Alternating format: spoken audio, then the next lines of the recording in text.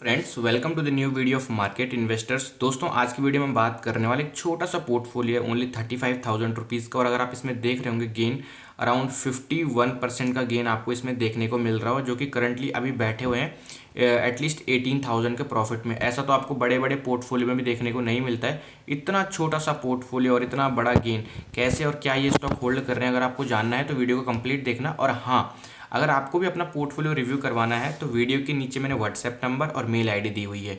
सबसे पहले आपको अपने बारे में बताना है, तब जाके अपने पोर्टफोलियो की स्क्रीनशॉट भेजना है, फिर हम उसके पोर्टफोलियो का रिव्यू करेंगे कि कौन से स्टॉक्स आपको रखने हैं और कौन से इसमें से आउट करने हैं। तो अभी ये कौन है, पहले इनके बारे में थोड़ा सा जान लेते हैं और किसका ये पोर्टफोलियो है।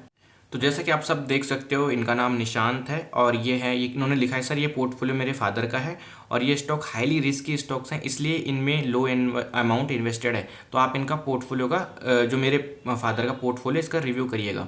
तो अब इसमें से हम देखने वाले हैं कि कौन कौन से स्टॉक्स इनको रखने चाहिए। 12 स्टॉक्स की इनकी होल्डिंग है, इनके फादर का ये है और सारे के सारे पैनी स्टॉक्स इन्होंने लेके रखे हुए हैं। तो आओ चेक कर लेते हैं और फटाफट से मैं आपको बता देता हूँ कौन आपको निशांत इनमें से बाहर निकालने चाहिए।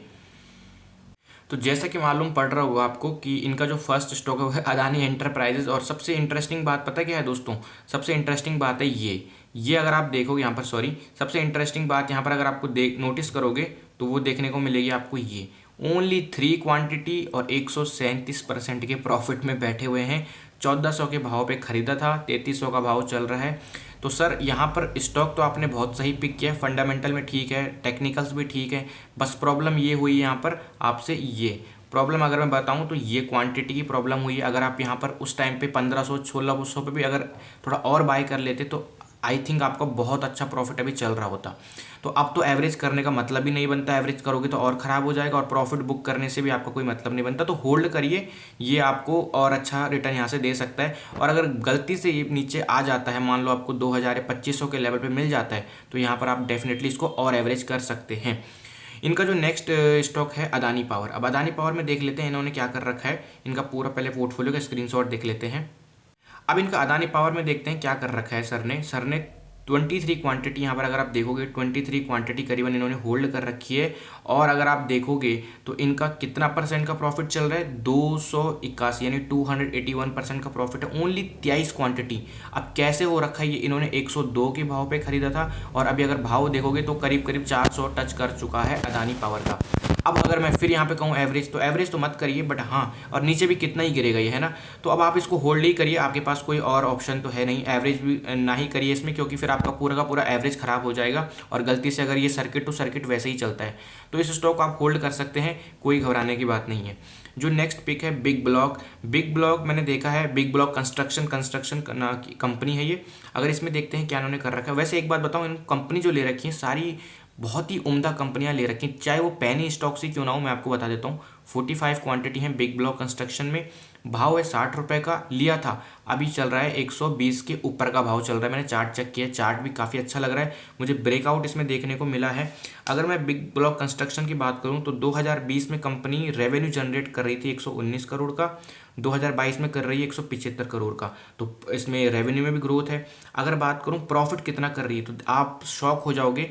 कंपनी 2021 में प्रॉफिट कर रही थी सिर्फ 2 करोड़ का और 2022 में कर रही है 16 करोड़ का।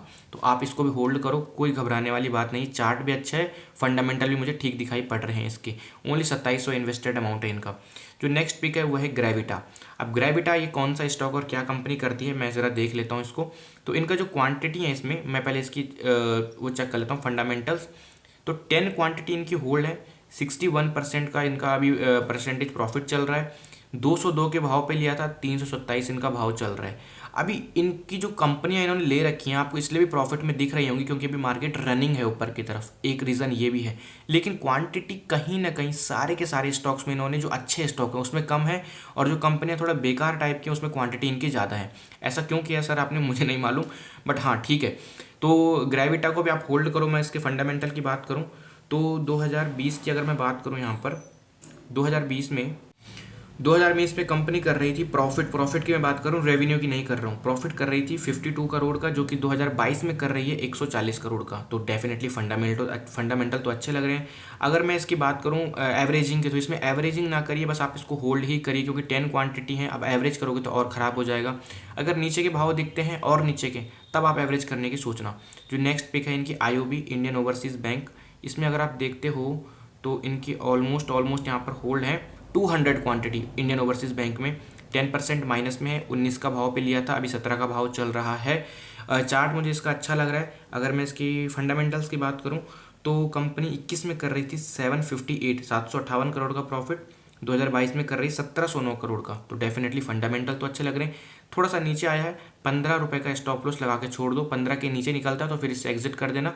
बाकी कंपनी ये थोड़ा पैनी स्टॉक ही है अगर आप देखो तो। जो इनका नेक्स्ट पिक है वो देख लेते हैं।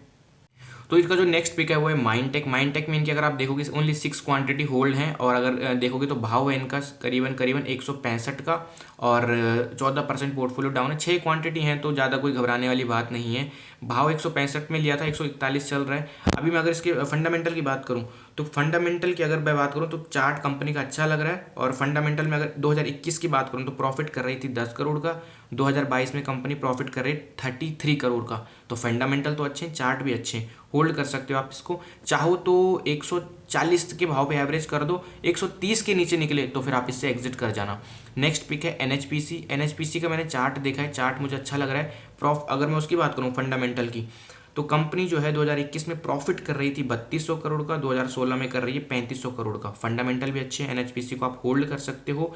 भाव इन्होंने लिया था 30 रुपये का, अभी चल रहा है 38 का।